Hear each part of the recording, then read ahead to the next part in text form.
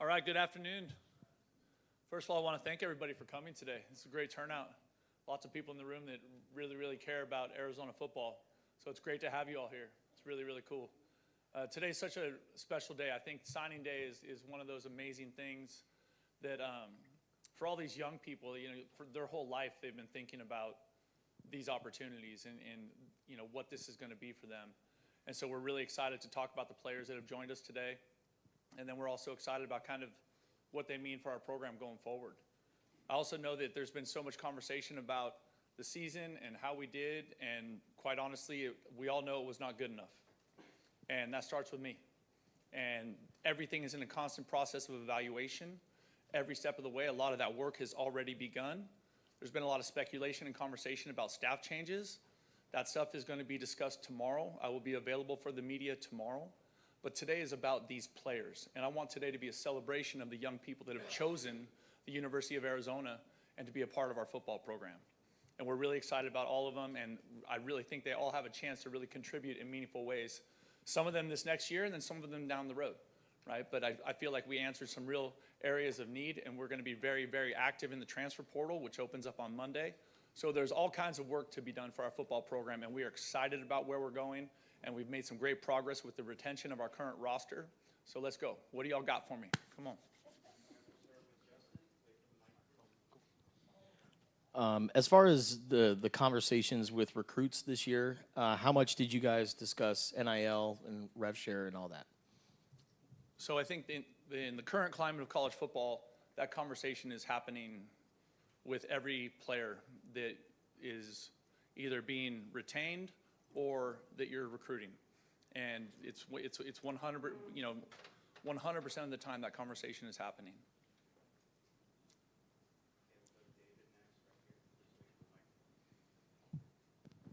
Brent, how would you describe how binding this signing is now under the new form of the new realm of college football that we're in? And are kids signing today? Are they obligated? Is it easy for them to get out of these signings if they decide they don't want to come here? I don't know that I know the exact answer to that, and it's a good question. I think that once they sign their financial aid agreement, it is supposed to create a so-called recruiting ban. That means that other people are not supposed to actively recruit them once they are part of or once they sign that financial aid agreement. How binding those things are, I think time will tell. We are obviously in this constant state of evolution in college football right now, and you see how, I think the NCAA, college football, coaches, recruits, everybody is there's a lot of new landscape, and everyone's kind of navigating it as we go through it.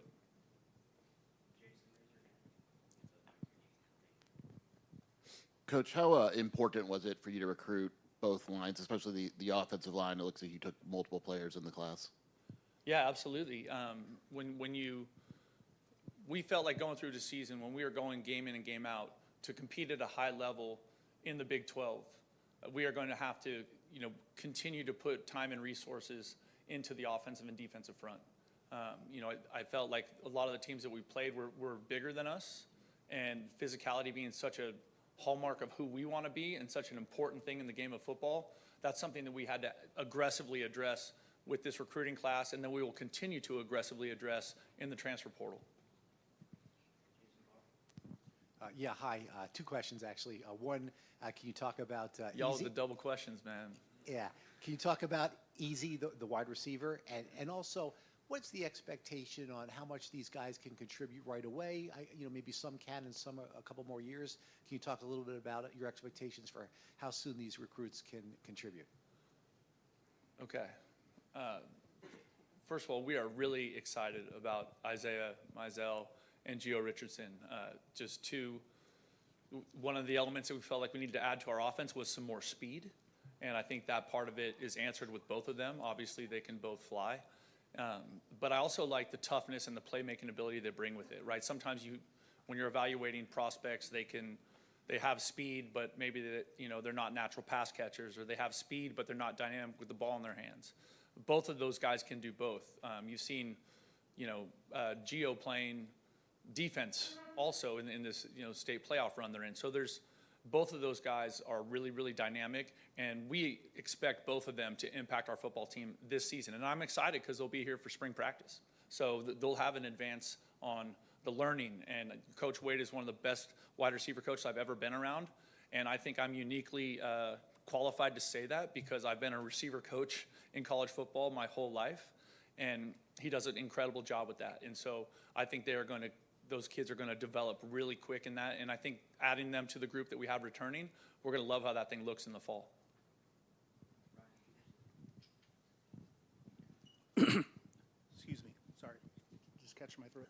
When you were talking with the recruits as the season went on and toward the end and having those last conversations to ensure that they were still here, how did you address the way this season went and that's not what future ones will be and the importance of them being part of that? That's a fair question. When you start recruiting a young person, right, you're starting a relationship. You're starting to build trust over time. And I really think that recruits choose people in the recruiting process. And so we continue to lean on the value of the University of Arizona education, on the quality of people here, on living in the city of Tucson, like things that are obvious and easy for them to see and feel when they were either here on their official visit or here unofficially, to see the crowds on game day and what the game day experience is like. All those things impact their decision-making process as they're trying to decide where they want to go to school. And so when we weren't having success in the season, there was still a lot of trust and a lot of history there. They chose to come play for the coaches on this staff because they believe those coaches are going to help them develop into high-level NFL quality players. And that didn't change just because we didn't have success. What was your focus and goals for this signing class, and do you think that you addressed all the needs that you had? I'll answer the last part first. We continue to have needs for our football team that we are going to aggressively fill and address over the next month, with the opening of the transfer portal on Monday. And then, what was the first question? Sorry. What was your overall focus and goal with this signing class? So we love multi-sport athletes. I think you're seeing more and more specialization these days. A lot of these kids play more than one sport. You see a lot of football and basketball, football and track, football and baseball. We think that helps them develop their overall athleticism. It also gives us an opportunity as coaches and evaluators to see them compete in a sport other than football. Sometimes you notice maybe a little bit more athleticism on a basketball court. Like, oh, I didn't know he could do that. One of the Big Josh today showed me a video of one of our offensive line commits throwing down a reverse two-hand dunk. I was like, okay, let's go. So we're always trying to find those things. We're also looking for players that come from high-quality high school programs so that they're used to high-level expectations of performance and dedication and commitment. And I think we answered a lot of that with this group. In terms of recruiting, obviously the Big 12 state of Texas is an area you guys want to get into. How successful do you think you guys did that for this recruiting class? And what was the feedback when you guys were in Texas? It's interesting. The calendar has changed so much. So the only chance I was able to get down to Texas was working a camp in the summertime. With the new NCAA, with the new schedule the NCAA put out, the month of December is now a quiet and a dead period where they used to have 2.5 weeks or 2 full weeks of really pounding the pavement, aggressively recruiting and getting out. And that's when you were in the family's living room and you were at their house and talking with their parents and all that stuff. Like, all of that has been kind of eliminated with the new calendar, so it makes it really, really different. The good news is we have a lot of people on our staff with deep ties in Texas and also do a great job of recruiting those kids once they got here. And so the reception so far has been positive. And I think once those players come here and have an incredible experience being a part of our football program and going to school at the University of Arizona, we're going to be able to get more. They're going to go home and tell those players about their experience here and the value of playing for this program and the value of being a part of this team. And I think that's going to help us bring more high-quality players from the state here.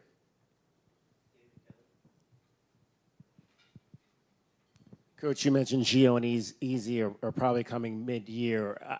How important is that now for guys to be here in January, and how early do you have to start having those conversations with kids? I mean, is that almost like when you start recruiting, it's like, well, look, if you want to come here, we'd like you to come in January, or are kids already in the mindset that they want to be here in January? Yeah, you just answered your question. Yeah, a lot of the players have already done the work necessary to put themselves in a position to matriculate mid-year their senior year.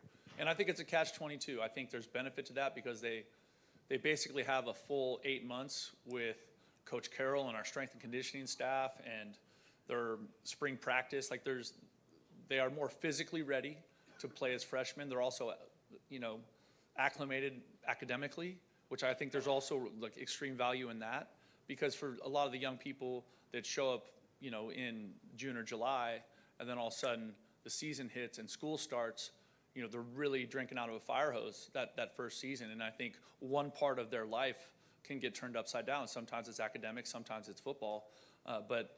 So having that time here, being able to enroll in the mid-year, I do think it is really beneficial. I'm also a little bit old school. I think there's benefit to going to your senior prom. I think there's benefit to second semester senior year, right? I mean, everybody smiled in the room right there. Everybody just remembered the second semester of their senior year of high school and how magical that time in your life was. So I can see both benefits to both things. I will say, though, of the young people that are going to join us at the mid-year in this recruiting class, we are all very excited about them coming. Hi, 2 questions per usual. Of the 20 players who've been announced so far, do you know how many are coming in mid-year? What is that number, Geiska? 5. 5? Okay. Yep. And then secondarily, what can you tell us about Zach Siulepa and how you found him and how he came to become a Wildcat? So you notice the size and the length of this young man, right?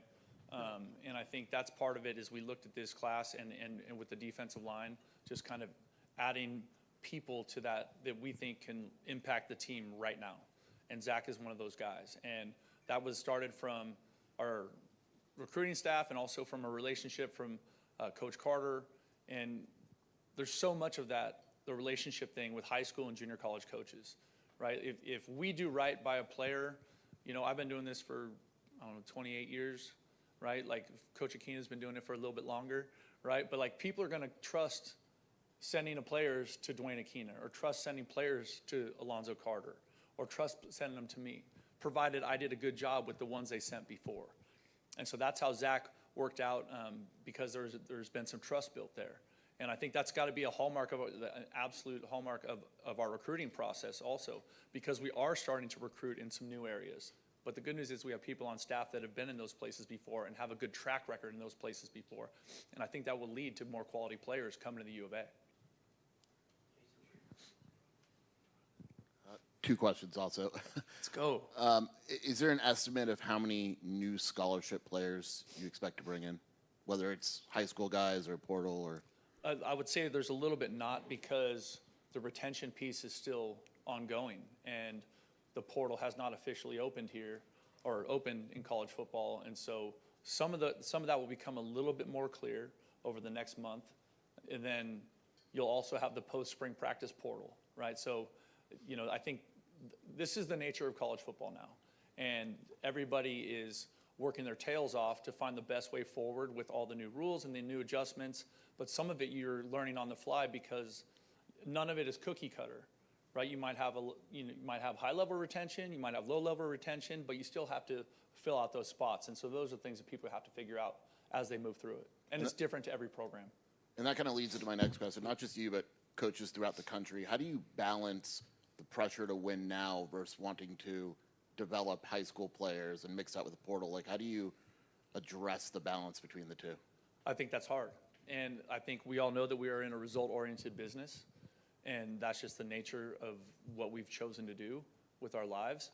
But there's also a part that building consistent winning football programs, there is a time element, there's a culture element, and there's a talent element, right? And you have to invest heavily into all 3 of those things to get the results you want on the field.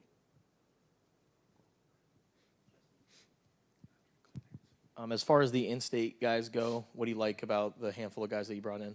Well, that's always going to be such an important thing for us, recruiting the state of Arizona. And having recruited down here over the years, some of my previous stops, every time, the more time I spend down here, the more I'm impressed with the quality of high school football in this state. There's extremely well-coached teams, so there's high caliber competition, and then there's high level talent. And so we're excited about these kids that are coming to join us, and I think as we continue to build our program here, as we continue to find ways to get better and improve and have success at the University of Arizona and build relationships with these high school coaches, they're going to be excited about sending their players here because they know they're going to have a good experience. Their players are going to have a good experience playing for us here at the U of A.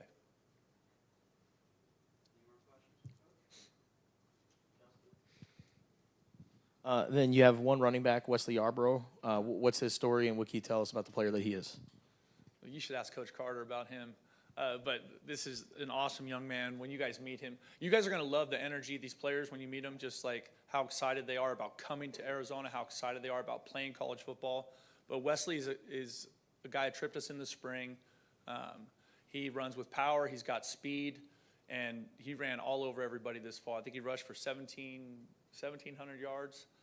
He was the player of the year in their district, and we feel like we're adding a guy that can be a real game changer for us. And are you able to comment on the quarterbacks? I can comment on Luke. Oh, sure. Yeah, we're excited. Again, the emphasis on recruiting the state of Arizona to get the highest rated quarterback in this class in state is a big thing for us. And he's an athletic kid. He's a big time basketball player. He's an early enrollee, which we're excited about.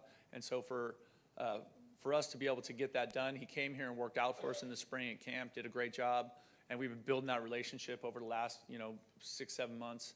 And so we're excited about him coming. He's been down to a bunch of games this week. He comes from a great family. And the only thing that's going to be hard for him enrolling early is he's going to miss the basketball season. And I think he's like 4 points away from scoring 2,000 points or something. He's a really good basketball player. So we got a bunch of hoopers coming in, man. I think the intramurals better watch out.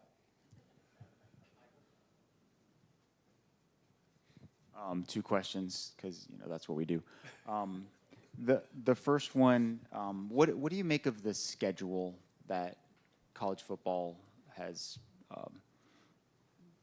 created, where the signing day is in early December, just a few days after the season ends, and then the portal opens. Meanwhile, many teams' seasons are still going.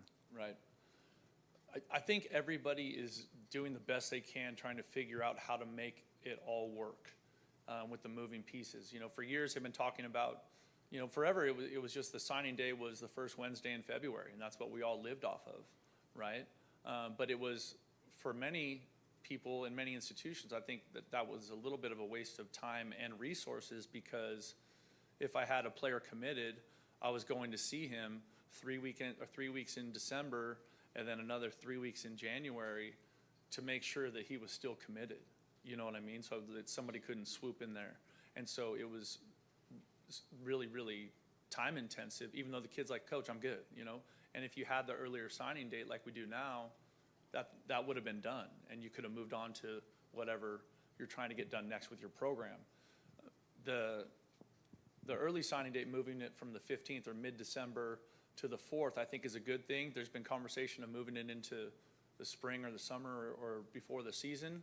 And I've heard mixed reviews. I think, you ask 1,000 people their opinion, you'll get 1,000 different opinions on it, which is probably some of the challenge of trying to get the best way forward with what we're doing. There's been so much conversations from head coaches, administrators, presidents, the NCAA, trying to find the best schedule to make it just the most efficient and effective schedule for the game of college football. And a lot of it is, I think, you learn their trial and error, right? You're like, hey, that didn't work. That was good. That wasn't good. And so everybody's trying to find the best way forward. And there's a lot of smart people working really, really hard to get that done so that it is good for everybody, from the recruits all the way to the everybody at the university. Sure.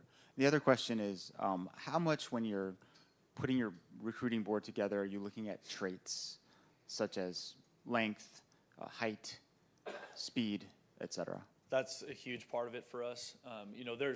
There's a baseline for us that we want to make sure that we identify, like high school football players. We are looking for smart, tough, love football. Smart, tough, love football. And so that needs to come with the 6'7", 350-pound frame of Zach, right? Like, he needs to love it, right? Because if he doesn't love it, he's not going to love practicing every day, and he's not going to love the weight room. And so just like identifying those kind of intangibles, smart, tough, love football, is really part of our evaluation process. And with the amount of time we spend talking to coaches, talking to the kids, talking to their teammates, talking to other coaches in the area, right? And then spending time with them in the evaluation process, whether they're coming on campus for a camp. Like lots of time when we have a player to camp, we're trying to find out, does he love it? Is he taking every rep? Is he competing? Right, that kind of thing. But the length, the speed, all that stuff, we're looking for high-level players, and they have to have those things for us to be a high-level program in the Big 12. Are you able to say what number you have as far as the amount of revenue share available for your team this year? I'm not, but I'll tell you this, our athletics director has been awesome in that space. She's super aggressive, and there's so many people that have helped us get to this signing date today. You know, Rachel Blunt, Phil Mabin, there's such a different signing day, right? Because all of a sudden you didn't just have your traditional NLI, all right, national letter of intent, that got eliminated, right? You actually had your financial aid agreement, and then you had some version of the revenue conversation. So there's multiple contracts for everybody to figure out. And when you're dealing with players with different representation, that representation might have different issues with how contracts are written or how it reads or, right, all those things. So, like, the people were incredible, and Desiree has been awesome giving us, we're going to have the support we need to build the kind of championship program we want to build.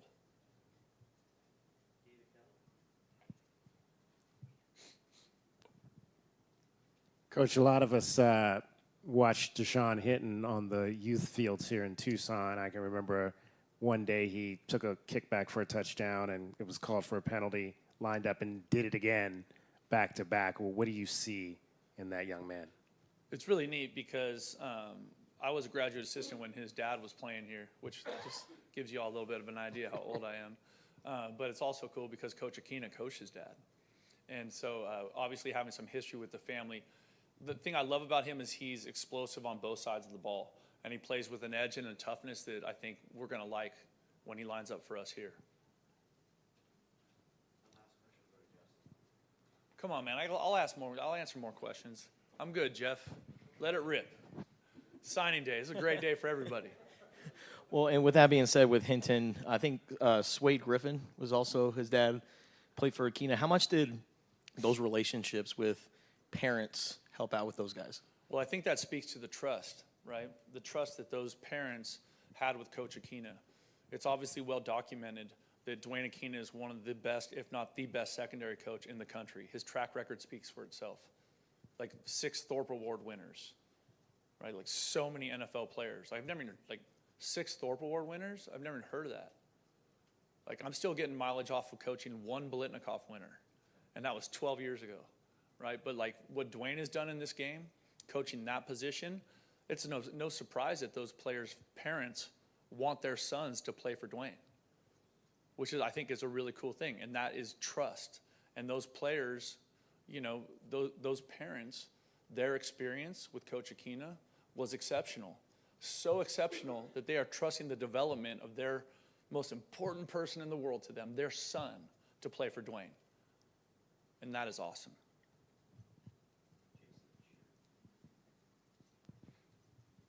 You have a unique relationship with Kellen Ford. What can you tell us about him as a person and as a player? I'm glad you asked. This is such a cool story. So Kellen Ford's, he's a tight end from Monte Vista High School in California. And so his mother was best friends with my wife in high school, and his father also went to high school with my wife. So his mom, Krista and Evan, Krista was a soccer player at Washington. Evan was a football player at Washington State. And growing up with those families, like, you know, Krista was in our wedding. And so just knowing them so well, we lived across the street when I was an assistant at San Jose State. And I was gone so much coaching football, and Krista actually works for Nike. She was gone so much that everybody thought that Kellen's dad and my wife were husband and wife. She's going to love me telling that story, by the way. I'm hitting on all cylinders, people. Let's go. All right. So our families literally grew up together, and Kellen was always a special athlete, and he just kind of played everything, and he was naturally good at it. I will say the day he was born, my wife Courtney and I went to the hospital, and I brought him an offer letter. At the time, I was an assistant at San Jose State. I brought him an offer letter. The day he was born, I handed his parents an offer letter and said, when he's ready, I want him. And so we've had a couple special moments with them this morning with our staff and the celebration of it. I also think Coach Atkins is a huge part of his recruitment. Just Matt's history of developing the tight end position, and because Kellen has had so much exposure to Matt because of my relationship with Kellen, I think that's really been helpful in terms of him choosing to play here. Because I think without that relationship with Coach Atkins, we would have had trouble, you know, with UCLA and Washington on that one. You know, because Kellen's sister plays volleyball at UCLA, and his mom went to Washington, played soccer there. So we're really excited about Kellen Ford. I'm glad I sent him brought that letter to the hospital the day he was born, and it's going to pay off big time for the Arizona Wildcats.